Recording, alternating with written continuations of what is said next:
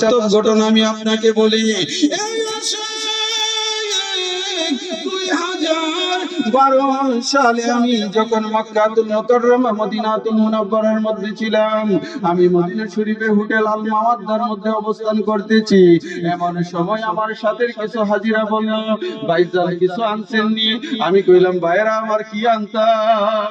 আমার হাজী সাহেব ভাইরা বলল, মদিনার মাটি তো বড় খাঁটি। আপনি না গজলের মধ্যে কইলেন, মানে মদিনা যাওয়ার পথে, মক্কা থেকে মদিনা যাওয়ার পথে আমি একটা গজল গাইছিলাম, একটু শুনাইতাম নি? আমার মদিনার মাটি রে,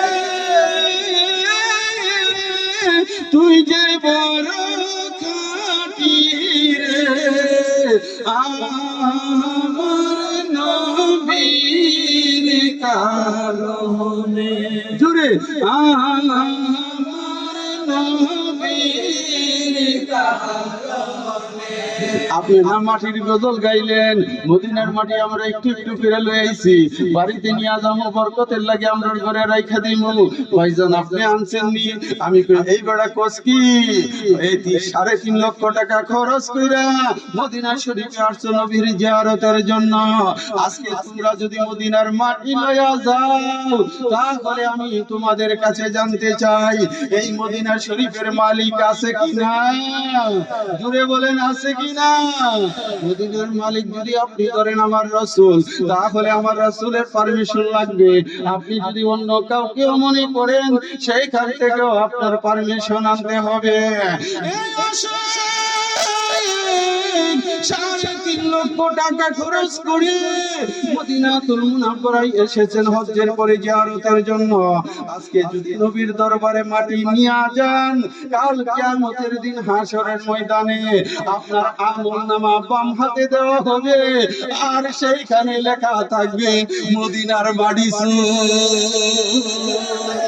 ঠিক কিনা? আরে বাইরে জোরে বলেন, ঠিক কিনা? আপনি গেছেন ভালো কাজ মনে কইরা, কিন্তু যেই কর্মটা করছেন, এই কর্মটা আপনার এই যে বাম কান্দের ফেরেশতা ডায়েরি লিখবো কিনা? ভাইরা জোরে বলেন, লিখবো কিনা?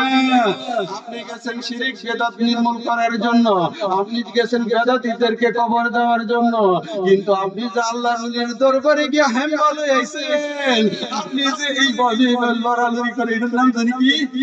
হ্যাঁ, আরে হাস লই আইছেন আপনি কি সেইখানের মধ্যে গিয়া ওলির দরবার থেকে আপনি তরকারি ঢের নিয়ে আসছেন, এই সমস্ত কিছু আপনার আমলনামায় লেখা থাকবে। হাশরের ময়দানে আপনার আমলনামা দেওয়া হবে বাম হাতে, আর সেইখানে লেখা থাকবে আল্লাহর ওলির দরবারের হেমবাসু। ঠিক কিনা বলে?